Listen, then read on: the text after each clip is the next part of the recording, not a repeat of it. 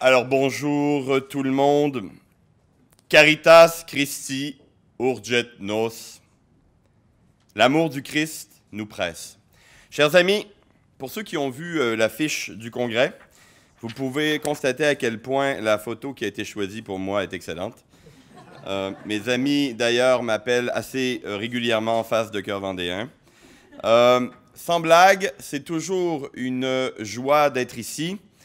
Toujours un honneur aussi de partager le podium avec des intellectuels de grand cru. Et je salue ici mes amis M. Delassus, M. Dupuis et évidemment M. Bouchemi. Merci aussi à Campagne Québec Vie et à l'AFS pour la publication de mon premier livre, du moins sous mon nom de plume, donc à part mon mémoire de maîtrise, qui totalise des ventes impressionnantes de... Attendez, je pense qu'on est rendu à 0 exemplaire. Même moi, je ne l'ai pas acheté. Et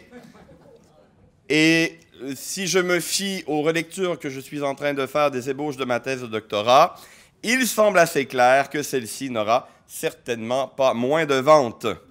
Mais merci donc pour votre aide.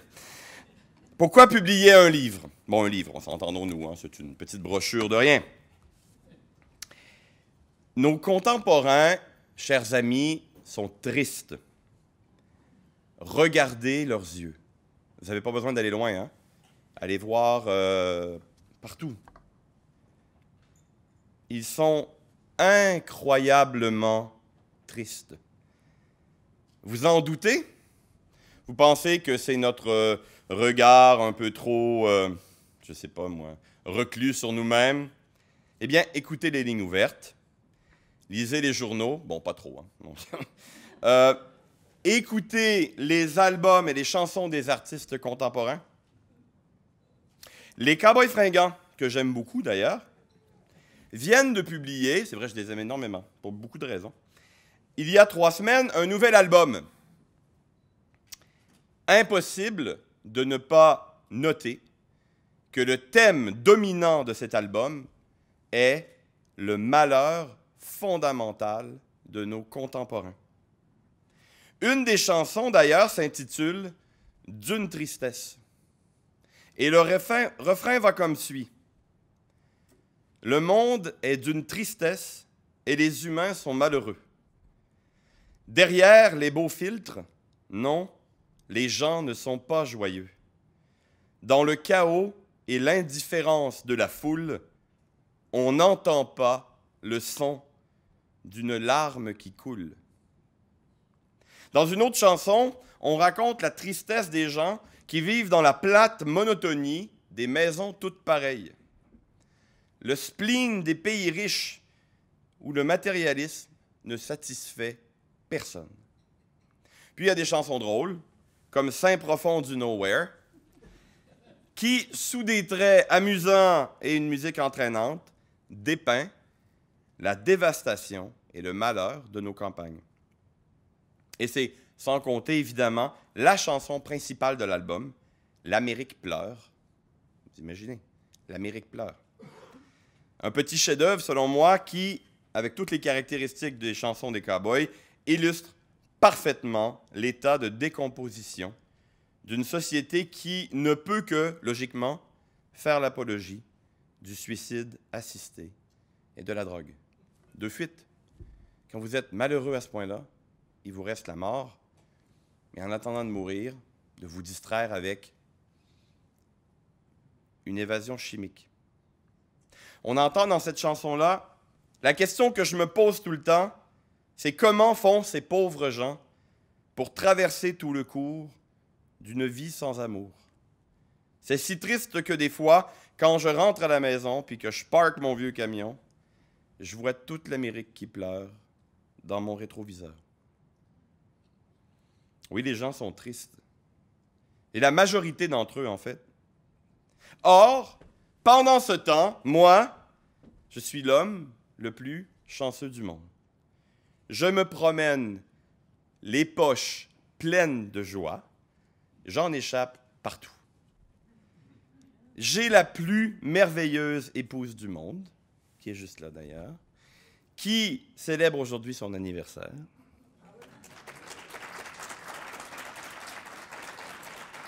Elle m'a demandé de dire qu'elle avait 25 ans.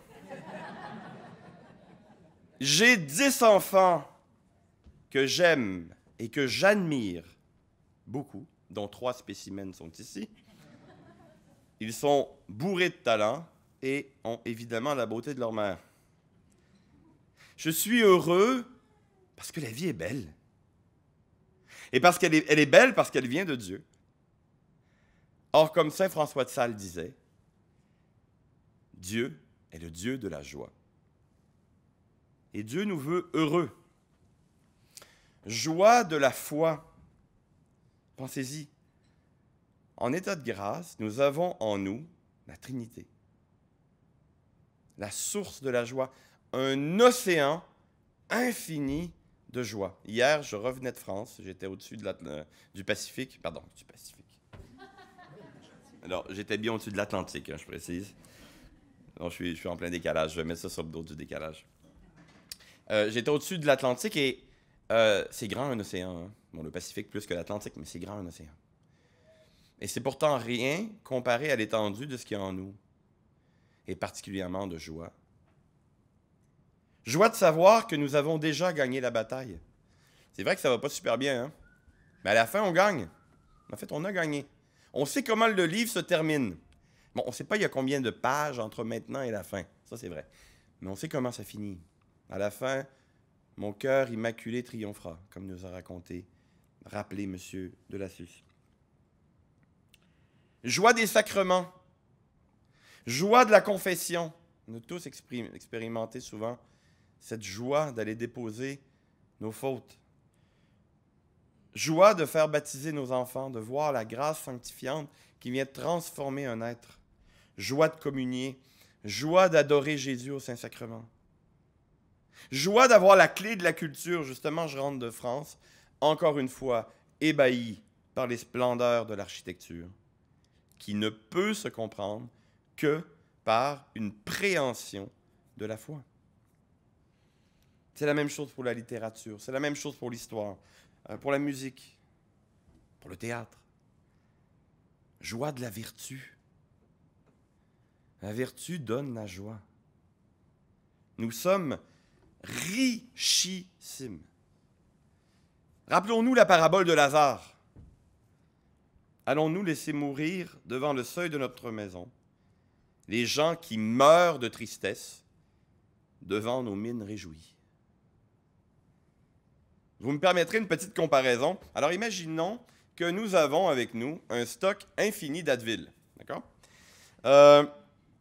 J'avais mal à la tête. J'ai ouvert après que quelqu'un m'a expliqué. J'ai ouvert un pot, j'en ai pris 2. Le mal de tête est parti. Eh bien, autour de nous, tout le monde a mal à la tête. D'accord? Vous n'avez pas envie de distribuer un peu d'Advil alentour de vous? Hein? Évidemment que les gens ne sont pas heureux. Ils n'ont pas lu le mode d'emploi. Imaginez que vous vous baignez dans votre piscine tout l'été, en train de barboter, et que vous saluiez vos voisins qui souffrent au soleil en se demandant quoi faire de la boîte marquée piscine hors terre 18 pieds. On leur a dit depuis qu'ils étaient petits que les piscines n'existaient pas, que le mal de tête c'est normal. Ils appellent ça de la liberté. Vous comprenez qu'ils demandent l'euthanasie aujourd'hui. Caritas Christi urget nos. Alors vous me direz, bien c'est simple. C'est simple, on n'a qu'à leur transmettre la foi. Ah ben non, justement, c'est pas si simple. Et pour cause. Parce que ce que nous avons à leur annoncer n'a pas trop la cote. Pour une raison assez claire. Notre Sainte Mère l'Église, mes amis, est en ruine. Nous sommes à l'intérieur d'une église qui, vue de l'extérieur, a toutes les apparences d'un édifice en pleine décrépitude. Combien de prêtres au Québec tiennent encore la foi catholique dans son intégralité? Je ne sais pas si on arrive à 10. Je ne blague pas. Je ne sais pas si on arrive à 10. Peut-être. Combien d'évêques ont la foi catholique au Québec? Mon opinion personnelle, il n'y en a aucun. Il n'y en a pas. Au Canada, je pense qu'il n'y en a pas non plus. En France, on a fait l'exercice avec des amis français qui la tiennent, hein? Je ne peux pas juger leur intérieur, mais qui l'enseignent. Alors, en France, on est arrivé à 10. Je ne sais pas si on serait d'accord, mais sur 92. Quand même pas trop. C'est mieux qu'ici, j'en vois pas. Alors, si vous voulez me proposer des noms, on discutera. Si vous voulez parler de l'archevêque d'Ottawa particulièrement, vous viendrez me voir, on va discuter longtemps. Demain se conclura à Rome le synode de l'Amazonie. Je ne sais pas si vous avez suivi. Pendant laquelle on s'est promené avec des statuettes représentant Pachamama. Bon, honnêtement, j'avais entendu parler de Gaïa, j'avais entendu parler de la déesse Terre, mais Pachamama, j'en avais jamais encore entendu parler. C'est un culte païen, c'est la personnification de la déesse Terre, donc de Gaïa chez les Grecs, et qui prend le nom de Pachamama. On l'a représentée, elle était dans le jardin du Vatican pendant que tout le monde faisait des salamalecs autour. On l'a rentrée dans un canot à l'intérieur de Saint-Pierre de Rome, en se promenant aussi avec un filet multicolore qui était particulièrement vif. Excusez-moi, paille. Et on a jusqu'au temps où un catholique, encore un qui en avait un ici et deux là, a eu la bonne idée d'aller les prendre et les lancer dans le Tibre. Bref, oui. Quand j'ai vu ça, premièrement, j'étais en France d'ailleurs et j'ai envoyé tout de suite des textos à mes amis en fait, c'est pas sympa. C'est pas sympa. Je veux dire, quand on fait un truc aussi cool, on invite les amis. Là. Il aurait pu me téléphoner. Moi, j'en aurais amené au moins 4 ou 5. Moi, je sais pas si j'en aurais trouvé plus, mais je l'aurais trouvé au moins 4 ou 5. Hein, qui auraient été contents de venir avec. Non, on fait. Et j'ai dit, bon, ils vont finir en tôle, mais ils vont aller au ciel. Le pape, d'ailleurs, hier, je ne sais pas si au cas où vous aviez manqué, je veux juste vous rappeler, le pape a quand même demandé pardon.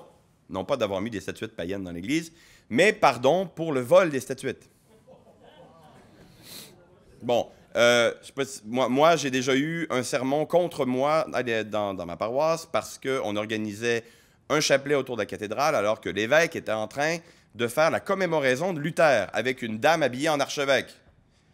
Et c'était le curé de ma paroisse qui prêchait contre nous, qui nous étions des... Je ne sais pas trop ce qu'il nous avait traité, en fait. Mais voilà. Alors, c'est pas que... Ben, c'est partout, hein.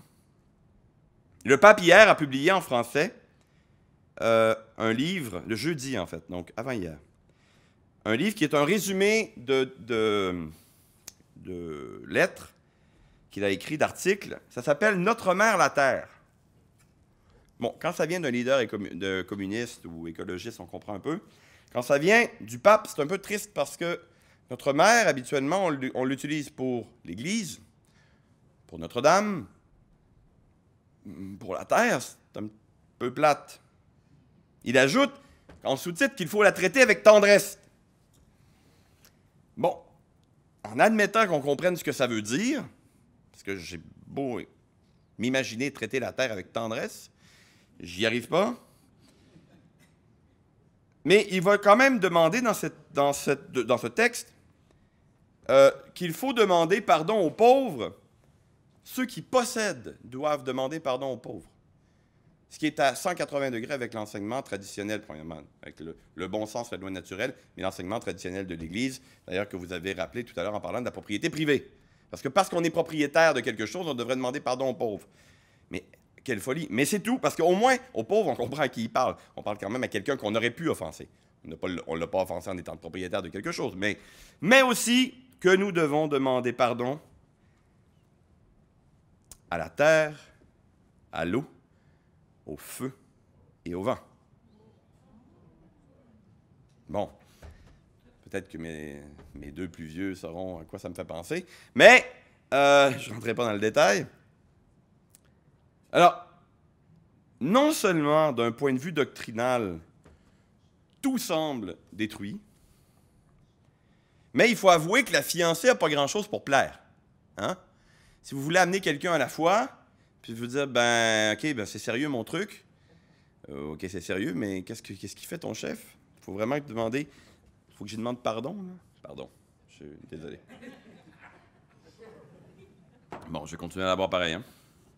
Hein? Qui est-ce qui veut aller dans cette église-là? Sérieusement. Qui voudrait aller à l'église pour se faire parler comme un attardé mental, par une bande de madames ou d'homosexuels invitant à des pseudo-liturgies insignifiantes à toutes les semaines et qui vous demanderont de donner votre argent pour la dernière cause d'extrême gauche. Pas facile, hein? Vous pensiez qu'il fallait sauver les créatures unicellulaires vivant dans les estomacs d'hippocampes des Caraïbes pour vivre de manière intégrale l'esprit de Vatican II. Pour découvrir finalement le dimanche suivant que vous devez en fait, vous apprenez l'existence d'un type de caribou gay extrêmement rare qui vient d'être découvert et que le chrétien éveillé aux causes émergentes saura reconnaître à l'occasion de faire église en communion avec toutes les créatures, surtout les plus faibles comme lui. Alors, l'homme de bonne foi que vous rencontrez au resto et qui a entendu une connerie du genre à l'enterrement de son père. Vous savez, moi, quand j'ai enterré mon père, le prêtre, qui était pourtant pas un des pires, il s'est mis à parler à mon père. Mais, je disais, y a-tu quelqu'un qui va lui dire qu'il est mort? Il est en train de s'adresser à lui, là. Mais excusez-moi, c'est parce que papa, il est là. Il est mort. Puis il disait, Robert, il parlait comme ça, Robert. Dis-nous ce que tu ressens. Non, mais attends un peu, il est probablement au purgatoire, j'ai pas vraiment envie de vivre ça. Alors, que dire, sérieusement, on aurait envie de dire à nos évêques, au point où vous en êtes, fermez vos gueules, dites plus rien. Cachez-vous. Honnêtement, vous allez nous rendre plus service. Bon, alors que faire? Et que dire? On ne peut pas rester indifférent à la réalité alentour de nous. Donc, je crois qu'il faut être rusé comme des renards, comme notre Seigneur nous l'a conseillé, et avoir une méthode. Voici la méthode que je propose. Ça fait longtemps que j'y réfléchis, et je ne dis pas que c'est la seule, ni qu'elle est fantastique, mais je dis que c'en est une. Bon. Premièrement, alors évidemment, si on a la foi, c'est que quelqu'un l'a gagné pour nous d'une façon ou d'une autre. Alors, il faut prier et se sacrifier pour les âmes que l'on veut amener au Christ. Alors ça, c'est une première chose. Ora et labora, donc ça commence par l'ora, comme nous a dit M. de Lassus, et il faut le répéter. Ensuite, et c'est central, il faut témoigner par la joie, la cohérence et la charité. La joie, nous devons illuminer de ce qui nous habite. Hein, c'est... qu'est-ce qu'il disait un saint triste, c'est un triste saint? C'est Saint Philippe Néri, voilà, le saint de la joie. Saint triste, c'est un triste saint. Vous savez que Charles de Foucault pensait que la seule façon pour convertir les musulmans qui les entouraient, en fait les nomades qui étaient de religion musulmane de façon assez superficielle, mais pour pouvoir les convertir, il dit qu'il faudrait qu'ils voient des Français vivre sur plusieurs générations. Qu'ils les voient vivre et mourir sur plusieurs générations pour qu'ils puissent avoir le goût de devenir comme eux. Je veux devenir comme eux, ça a l'air trop chouette. C'est en fait le modèle des missions que les saints martyrs mettaient. Sainte Marie au pays des Hurons. Pourquoi Sainte Marie au pays des Hurons? Le but, c'était de faire vivre des Français parmi eux pour qu'ils aient envie de devenir français, de devenir civilisés. Eh bien, on en est là. Donc, l'attachement à nos coutumes de Noël, à nos coutumes de Pâques, mais à notre culture, la culture de notre terre, de notre langue est super importante. Et en voyant comment on se comporte, eh bien, on donne un très, très fort témoignage. Vous savez que Saint François disait qu'il faut témoigner tout le temps et seulement quand c'est nécessaire, utiliser des mots. Et c'est très vrai. Il faut être cohérent. C'est-à-dire que vous ne pouvez pas dire que vous êtes catho et après ça, vivre comme un païen. Mais malheureusement, il y en a plein. Et si vous êtes en train de divorcer, ça va moins bien.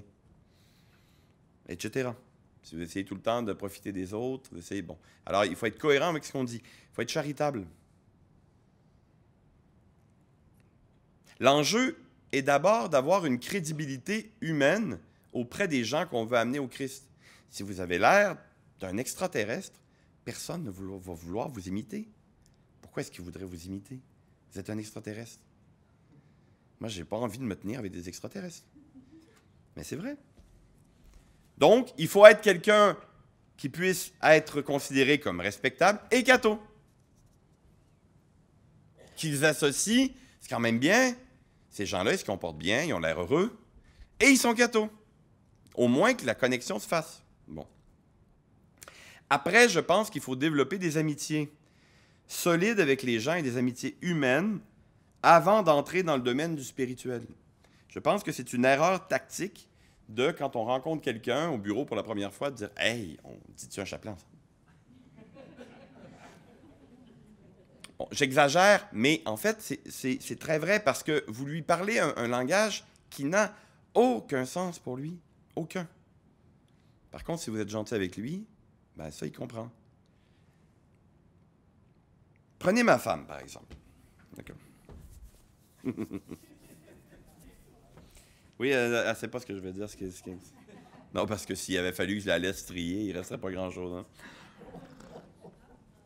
Alors, regardons comment ça marche dans la nature. Prenez ma femme. Je l'ai mariée, et c'est vrai, parce que c'était ma meilleure amie. C'est quelque chose qu'on n'explique pas souvent d'ailleurs aux jeunes aujourd'hui, qu'il faut marier sa meilleure amie, son meilleur ami. Sinon, la vie va être longue en bâtard. Hein? Je l'admirais, et c'est pour ça que je l'ai mariée. Mais entendons-nous, dans l'ordre chronologique des choses, je ne l'aurais certainement pas regardée si elle n'avait pas attiré mon intérêt par autre chose que son esprit, n'est-ce pas? Non, mais sérieux.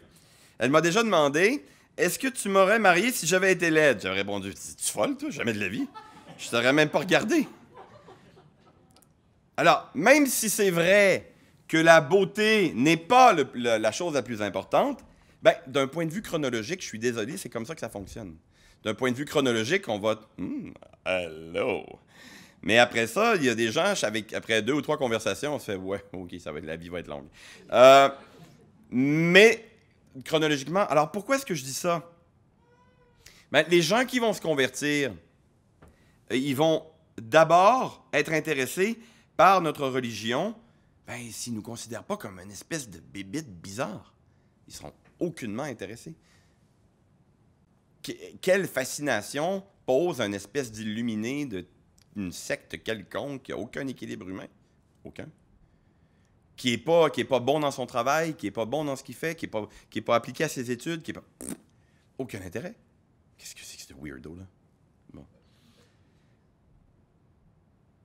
Et même, donc, pour faire le même parallèle, même si le spirituel est évidemment plus important que l'amitié humaine, bien, chronologiquement, c'est normal que l'amitié humaine vienne en premier.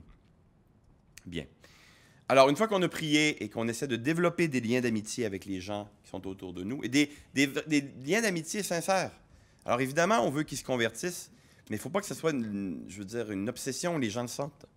Il faut que les gens se sentent libres. Et ça, je pense que c'est super important aussi. Et après ça, il faut attendre que le fruit soit mûr. Qu'est-ce que ça veut dire? Bien, il y a des gens qui sont juste pas de bonne foi, pour un ensemble de raisons. C'est comme ça, hein? Il faut leur laisser la liberté de ne pas être de bonne foi, sinon même le concept de bonne foi ne veut rien dire si on dit que tout le monde est de bonne foi. C'est juste pas vrai. Il y a des gens qui sont de mauvaise foi. Bon. Mais il y a des gens qui cherchent pour vrai, et je pense que vous en connaissez autour de vous. Ils cherchent. Alors, les signes de chercher, ils sont dans telle secte, je ne sais pas, ils s'approchent d'une secte, ils s'intéressent aux bouddhistes. Ne riez pas du bouddhisme, c'est très sérieux. C'est une fausse religion, mais il y a quelque chose de très sérieux là-dedans. Les gens qui s'approchent des philosophies orientales, il y a des très belles choses là-dedans. Hein. Il y a un très beau livre par le Dr. Wu qui a écrit, qui s'appelle Beyond East and West. Hein, au-delà de l'Est et de l'Ouest, où il montre comment, lui c'est un converti, il montre comment les religions orientales sont des préparations à l'Évangile. C'est normal, c'est des vertus humaines qui ont été préparées selon des modulations d'autres cultures. Mais donc, quelqu'un qui se met à chercher dans et il y en a beaucoup aujourd'hui, les gens cherchent, ils cherchent. Alors, quelqu'un qui cherche de bonne foi, c'est un bon signe. Les gens qui souffrent, ils viennent de se prendre une belle claque, là. Super occasion aussi, là, il y a une porte qui s'ouvre. Voyez? Bien. Alors, quand il y a une porte qui s'ouvre de quelqu'un qui est de bonne foi, tada! Là, c'est là où il faut en avoir quelques-uns en réserve. Donc, il faut en acheter beaucoup, premièrement. Ils sont pas chers, ils sont 10 $ en plus. Hein, et la pub est faite. Et en fait, c'est le prix d'impression, hein, c'est rien d'autre. Et le but, c'est que ça soit super pas cher pour qu'on puisse les distribuer autour de nous. Alors, comment fonctionne cette petite chose? Bon. Pourquoi donner un livre, premièrement? Parce qu'un livre permet de réfléchir seul. Vous savez, témoigner de la foi catholique dans son ensemble à quelqu'un, ça peut prendre plusieurs conversations. Et pendant que vous êtes en train de parler, la personne est en train de réfléchir. Elle n'écoute pas nécessairement ce que vous êtes en train de dire. Elle est en train de préparer un argument pour vous répondre. Puis en gros, ça tourne autour du sexe. D'ailleurs, c'est très drôle ça parce que j'étais allé manger avec une collègue il y a plusieurs années. Puis elle dit moi, je veux te parler parce que je me demande, je comprends pas pourquoi tu es catholique, etc. Très bien. Alors j'ai commencé les questions. J'ai fait 1, est-ce que tu crois en Dieu? Elle a fait oui. Je fais oh, pas l'air, ça va bien. OK, 2, est-ce que tu crois que Jésus-Christ est Dieu? Elle a fait oui. Je fais oh mon Dieu, il reste juste le sexe. Mais en fait, c'est vrai. C'est vrai, hein? Les gens vont se trouver toutes les raisons au monde pour dire que c'est très rare que c'est la transsubstantiation qui trouble les gens. Consubstantiation, transsubstantiation. Hein, ou qui s'interrogent réellement sur est-ce qu'il y a 2 niveaux d'abstraction en métaphysique ou est-ce qu'il y en a 3? Est-ce que c'est vraiment de la séparation ou c'est de l'abstraction? C'est rare. Bon, habituellement, c'est parce qu'il y a une concubine. Bon, arrêtez de chercher ailleurs, OK? Bon. Là, vous leur donnez l'occasion, de réfléchir seul. C'est ce que ça fait de lire. D'ailleurs, c'est une catastrophe que les gens ne lisent plus, parce qu'ils n'ont plus le temps de se poser et de réfléchir. Ça permet un dialogue intérieur. C'est ça que ça arrive quand on lit, quand on écoute de la musique, quand on écoute un film, quand on est constamment bombardé, on ne dialogue plus avec notre intérieur, avec nous-mêmes, avec notre conscience, et éventuellement, on se rend compte qu'il y a peut-être... Tiens, c'est bizarre, je vais peut-être découvrir que j'ai une âme. Donc, ça permet, c'est une introduction à la vie intérieure. N'importe quel livre. N'importe quel livre. Premièrement, il faut être en silence pour lire. C'est Bernanos qui dit « Personne n'aura jamais rien compris sur la vie moderne s'il ne comprend pas que c'est une vaste conspiration contre toute espèce de vie intérieure. » Vous en doutez? Recueillement, certes naturel, hein, c'est un recueillement naturel, mais qui vient contribuer, je crois, à la qualité de la réflexion. Et le bon Dieu, après ça, peut se servir de ce recueillement-là. Bon. Maintenant, il fallait une structure au livre. Et voici comment je l'ai structuré, parce que je pense que c'est comme... Ben, je pense que c'est comme ça qu'il fallait faire. Vous allez voir pourquoi. 1, il faut revenir sur Dieu. Dieu existe. Et là, on n'est pas du tout au niveau de la foi. On est au niveau du bon sens. D'accord? C'est une certitude de la raison, et il y a moult preuves. Donc, on commence par Dieu existe, et voilà les preuves. J'en donne quelques-unes. C'est vrai que c'est difficile de passer à côté. Quand on est de bonne foi, j'entends. D'accord? On peut bien sûr dire n'importe quoi, mais quand on est de bonne foi, c'est difficile de passer à côté. Vous irez voir les preuves. Pas moi qui les ai inventées, hein? Bon. Deuxième chose, après avoir parlé de Dieu, la deuxième chose, je pense, qui est le plus importante, c'est de parler du... Non, pas tout de suite. Non, parce qu'on ne comprend rien au Christ si on ne passe pas par quelque chose de beaucoup plus fondamental d'un point de vue expérientiel, c'est le péché. Pourquoi? Parce que les gens de bonne foi, ils veulent bien faire, mais ils ne réussissent pas. Leur vie est un chaos. Puis ils sentent bien qu'il y a quelque chose qui cloche. Même chez Aristote, qui a mis le bonheur dans la vertu, il y a quelques lignes de son œuvre dans l'Éthique Nicomaque où il semble sous-entendre que ça ne marche pas. C'est ça, hein? C'est ça, le bonheur, c'est de vivre selon la vertu. Mais il y a comme quelque chose de brisé, ouais. On appelle ça le péché originel. Le bien que je veux faire, je ne le fais pas, et le mal que je ne veux pas faire, je le fais. Ben, c'est fondamental, ça, et tout le monde le sait. Au fond de lui-même, tout le monde le sait. Donc, Dieu existe, puis tu es pris avec un problème. OK, 3e étape. Il y a une réponse au péché.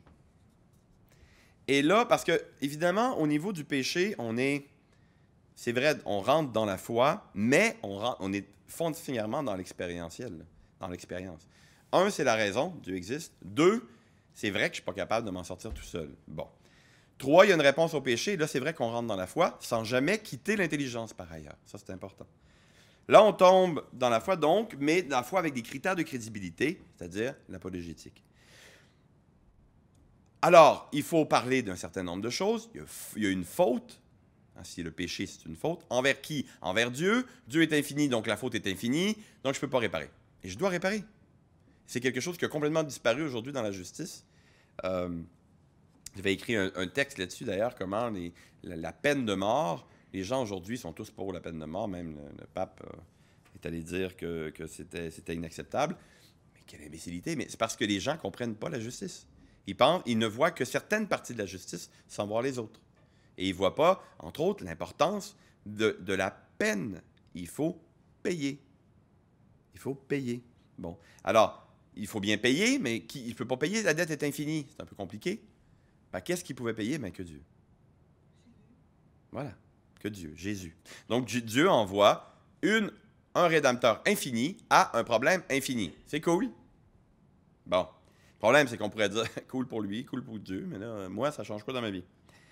Eh bien, Jésus nous a non seulement sauvés, mais il nous a légué sa vie. Ah! Et là, on revient à la joie qui se transmet, se nourrit, se retrouve par les sacrements, particulièrement la Sainte Messe. Donc, il nous sauve, il nous donne sa vie par les sacrements, et il fonde quelque chose pour s'assurer que ça va rester dans le temps. L'Église. Prolongation de l'union entre le ciel et la terre, corps mystique du Christ, cité sainte, Jérusalem céleste incarnée. Vous voyez, donc c'est logique. Dieu existe, on a un maudit problème, c'est le péché, ça cause un certain nombre de problèmes, il faut le réparer. Dieu envoie son Fils, il paye et il nous laisse sa grâce parce qu'il veut qu'on se sauve. Et il fonde l'Église pour nous donner ces sacrements-là. Ça va. On est obligé de rajouter 2 choses si on veut bien le connecter à notre réalité. Pour s'assurer aussi que ça soit vraiment uni à notre réalité concrète, bien c'est la réalité de la chrétienté. L'union de l'autel et du trône pour être capable d'amener les âmes au ciel.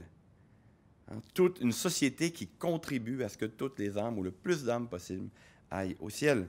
En fait, c'est drôle parce que parler du christianisme sociologique, en fait, c'est parler de la chrétienté. c'est ça, dans le fond. Évidemment, vous voyez, à l'école chez nous, on a fondé une école à Ottawa, ça fait 11 ans cette année. La pression des pères est inversée. Celui qui est pas trop catho, mais il a l'air crétin. C'est extraordinaire. Donc, l'enfant qui amène de la viande le vendredi, il le fait pas longtemps, hein? Parce qu'il fait rire de lui. Mais il n'y a rien de plus civilisateur qu'une cour d'école. C'est merveilleux. On découvre qu'il y en a qui sont plus forts que nous. Puis il faut que je ferme ma gueule, sinon je vais me faire casser la gueule. C'est extraordinaire, ça. Non, mais c'est vrai, là, c'est la vraie vie, ça, là. C'est pas la vie des caribougués, là. C'est la vraie vie. La vie où il y a des conséquences à ce que je fais, ce que je décide. Et quand je vis pas comme les autres, ben, j'ai l'air fou. Donc, savez-vous quoi? Ben, à un moment donné, leur lunch, il n'y a plus de viande dedans. Pression des pères. Ben oui, c'est ça, la chrétienté. Les institutions, au sens... j'enseigne les politiques publiques, moi, c'est institutions dans le sens très large, mais les lois, les coutumes, tout est en train d'informer le comportement pour que les gens aillent au ciel. Désolé, j'ai bougé votre micro, mais j'essaie de ne plus y toucher. Et donc, que cette chrétienté-là, qui est extraordinaire, qui est la société la plus merveilleuse, elle a essaimé en Nouvelle-France, et que notre histoire, nous, petits Québécois, est un lien fondamental. C'est absolument magnifique. Bien. Mais une fois que vous avez fait ça, que vous avez tout fait ça, parce qu'on aurait pu finir le livre et dire, tiens, lis ça. Mais le problème, c'est que tout ce que vous avez décrit, ça n'existe pas. C'est un vrai problème. On ne peut pas annoncer aujourd'hui l'Église, le salut, sans dire, il y a un petit pépin.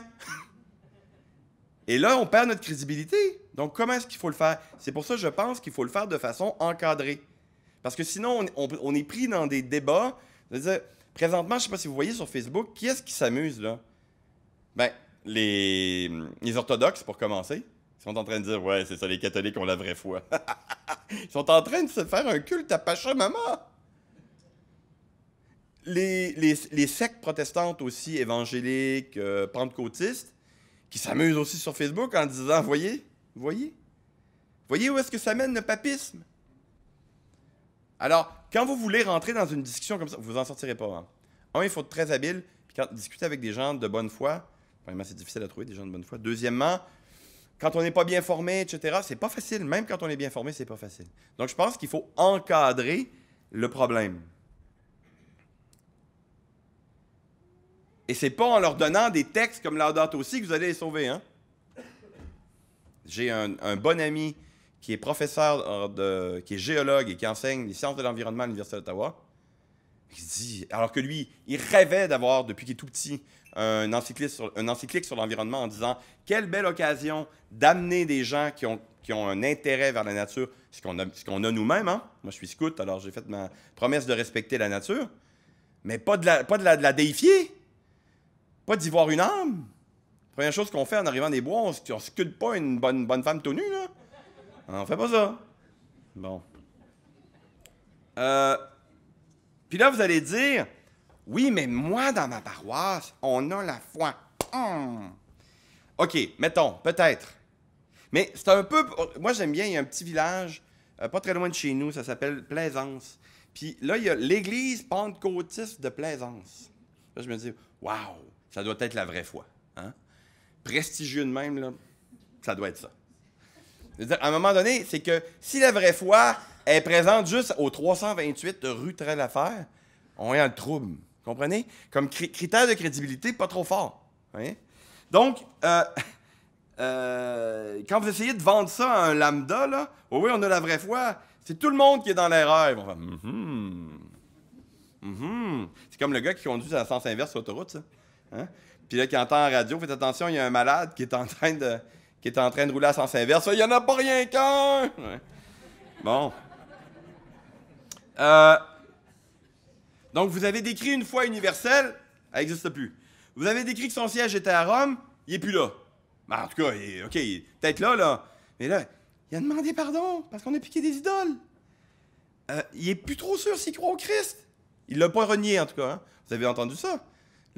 Son bon ami, le journaliste athée, qui fait des entrevues avec lui, puis semble-t-il, il interprète toujours mal ses paroles, ce que disent les officiels du Vatican, le pape n'a jamais dit ça, puis qui a dit que le pape avait dit qu'il ne croyait pas à l'enfer parce que toutes les âmes disparaissaient. Le pape n'a jamais rejeté ça non plus. Il a sorti un autre article récemment en disant que le pape ne croyait pas à la divinité du Christ de sa naissance jusqu'à sa mort. Le Vatican a dit, ben, vous savez, il ne faut pas trop prendre, il ne prend pas de notes, il est vieux, bon, il est fou. C'est quand même curieux, il continue à lui donner des entrevues. Puis quand même, le gars, il est peut-être vieux puis fou, mais il aurait entendu, oui, je crois au Christ, puis il est retourné, il a dit, il ne croit pas au Christ. Dans la catégorie, je me suis planté, c'est solide, là. 100%, là. Alors, très probablement, on a quelqu'un qui n'est pas trop sûr, ou voire pas sûr du tout. Vous vraiment voulez vendre ça? Bon. Donc, je pense qu'il faut donner des clés à nos contemporains pour essayer de comprendre ce qui se passe. On est dans une très grande apostasie. Et je crois qu'il faut rassurer les gens de bonne foi qui voudraient bien croire. Moi, je me souviens, j'ai un ami, c'est une parole qui m'a blessé profondément. Ben, blessé. Elle m'a fait mal parce qu'il dit, moi, je voudrais avoir la foi, mais je ne suis pas capable. C'est drôle parce que c'est là qu'on voit qu'il y a une partie de don. Hein? C'est un don. Je voudrais avoir la foi, mais je ne suis pas capable. Alors, au moins, évidemment, on ne donnera pas la foi, ni moi, ni vous. C'est le bon Dieu qui la donne. Mais certainement, on peut rouler la pierre. On peut remplir les cruches. Mais là, littéralement.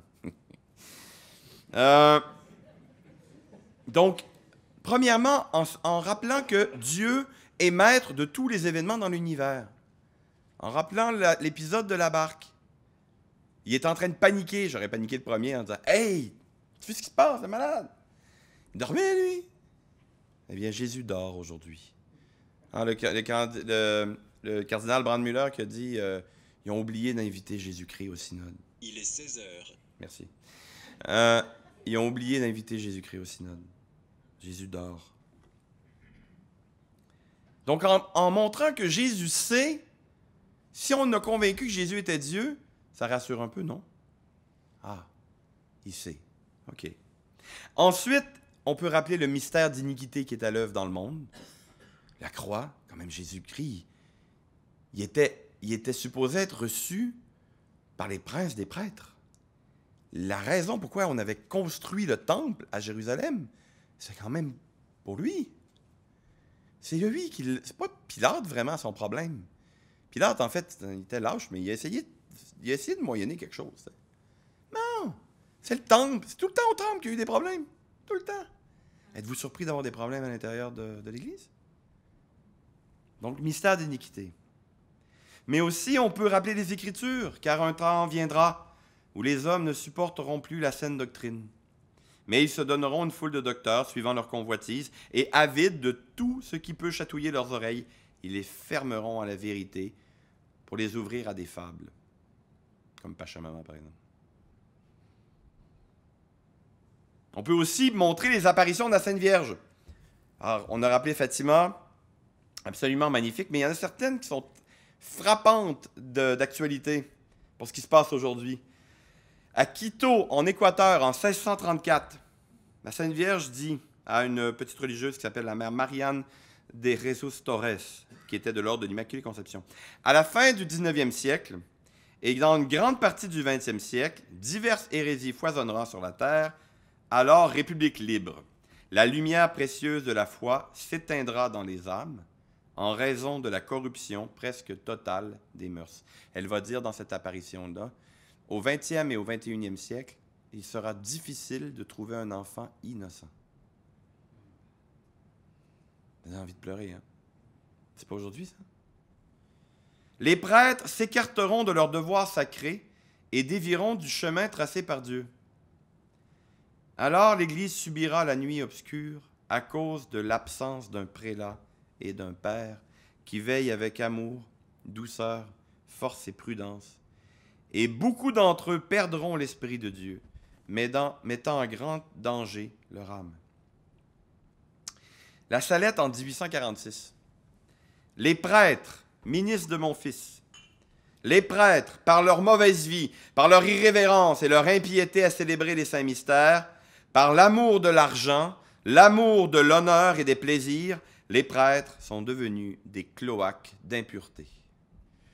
J'ai un ami prêtre qui disait, quand j'étais au séminaire, parce qu'il était au séminaire de Montréal, il disait « La rumeur voulait que 50% du clergé à Montréal soit gay. » Il dit « Maintenant que j'ai été ordonné, je le sais. » C'est probablement plus que ça. Oui, les prêtres demandent vengeance. Pardon. Oui, ils demandent vengeance. Et la vengeance est suspendue sur leur tête. C'est Notre-Dame qui dit ça. Malheur aux prêtres et aux personnes consacrées à Dieu, lesquels, par leur infidélité et leur mauvaise vie, crucifient de nouveau mon Fils. Les péchés des personnes consacrées à Dieu crient vers le ciel et appellent vengeance. Et voilà que la vengeance est à leur porte, car il ne se trouve plus personne pour implorer miséricorde et pardon pour le peuple. Il n'y a plus d'âme généreuse. Il n'y a plus personne digne d'offrir la victime sans tache à l'Éternel en faveur du monde. Dieu va frapper d'une manière sans exemple. Écoutez bien la suite. Où elle explique comment Dieu va frapper. Comment? Les chefs, les conducteurs du peuple de Dieu ont négligé la prière et la pénitence et le démon a obscurci leur intelligence. Première punition, obscurci les intelligences. Ils sont devenus ces étoiles errantes que le vieux diable traînera avec sa queue pour les faire périr. Référence à l'Apocalypse. Malheur aux princes de l'Église qui ne seront occupés qu'à entasser richesse sur richesse. Je vous ferai remarquer que le Vatican est pris avec un scandale là, de 500 millions qui ont disparu. Là. Qu'à sauvegarder leur autorité et à dominer avec orgueil. Ce sera le temps des ténèbres. L'Église aura une crise terrible. Rome perdra la foi. Rome perdra la foi. On est chanceux. Dieu, avant de monter dans la barque, il a envoyé sa mère pour nous dire « Oh, hey, juste pour que vous sachiez, dans 1 heure ou 2, là, il va commencer à faire mauvais. Okay? Puis là, fiston, il va dormir. Okay? Mais ça va vraiment brasser. Mais inquiétez-vous pas. Ça va bien aller. » Mais c'est ça, non? Rome perdra la foi et deviendra le siège de l'Antéchrist. Les démons de l'air, avec l'Antéchrist, feront de grands prodiges sur la terre et dans les airs, et les hommes se pervertiront de plus en plus. L'Église sera éclipsée. Le monde sera dans la consternation. Bien. Alors, je pense que de dire on est dans une crise terrible, je le sais. Je le sais. J'essaie pas de te faire croire qu'on est au 13e siècle. Il y a quelqu'un qui m'a dit une fois, toi, là, t'étais pas né pour être... T'étais pas supposé d'être né dans notre époque. T'étais genre fait pour le 16e siècle. Je fais, non, 13e siècle. C'est bien mal me connaître. Donc, je pense qu'il faut encourager les gens de bonne foi. Rappelez-vous, on a la joie à nous. Comme je dis à Jacinthe, c'est certainement une grâce, mais j'ai aucune espèce de velléité de désespérance. Je ne sais pas pourquoi. Ben, Jésus dort dans la barque.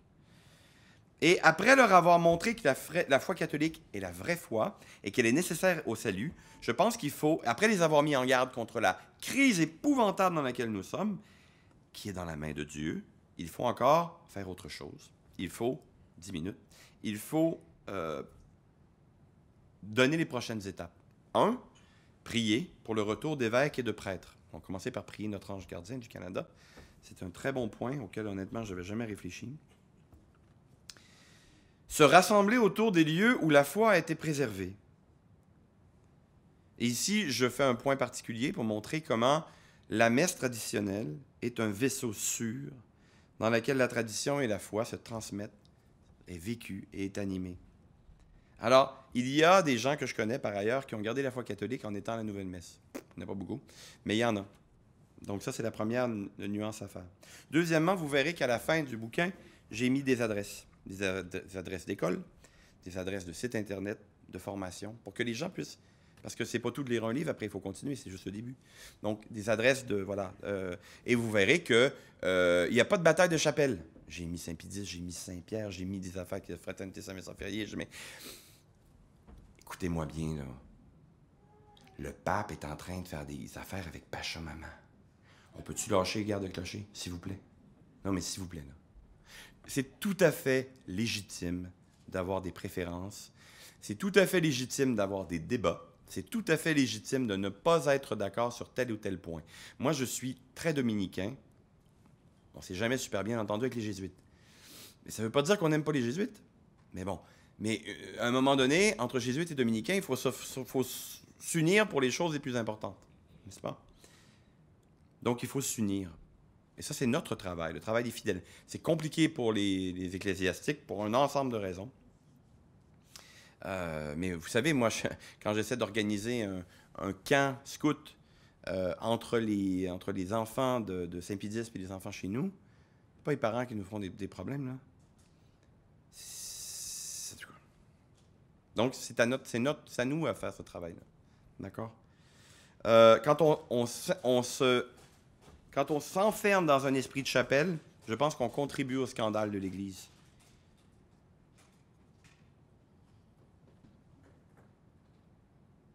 Bien. Donc, qu'est-ce qu'il nous reste à faire? Je sais que le temps file, j'essaie d'aller le plus rapidement possible. Donc, le but, c'est d'en distribuer le plus possible. Pas à n'importe qui. Hein. Le but, c'est pas de les envoyer partout. C'est de voir quelqu'un qui serait en train de cheminer, qui serait en train de réfléchir, qui serait en train de se poser des questions. Achetez-le pour le donner. Vous pouvez le lire, hein? Je vous encourage. Hein. Mais achetez-le pour le donner. Il n'est pas fait pour former des cathos. Normalement, vous devriez savoir ça, c'est un minimum. Là. Il est fait pour des gens qui ne sont pas cathos. D'accord? Bon, il y a des gens qui sont cathos, qui sont pratiquants, qui n'ont pas nécessairement la foi catholique telle qu'on l'aimerait. Il faut leur donner aussi. Mais l'idée, c'est de sauver les âmes. L'idée, c'est de ramener les gens vers le bercail, de sauver les hommes de la terre. Et, petit scoop, et là, je vais être terriblement cruel, c'est le premier, mais ce n'est pas le dernier. Mon épouse et moi sommes en train d'en travailler un qui va être beaucoup plus volumineux et qui va être une bombe, mais que je proposerai à M. Bouchemi de revenir présenter, si Dieu veut, l'année prochaine, parce qu'on a encore du boulot. Mais voilà. Donc, merci de tout cœur. Je vous encourage à aller l'acheter, comme je vous dis, pas pour vous, mais distribuez-le aux âmes de bonne foi autour de vous. Merci.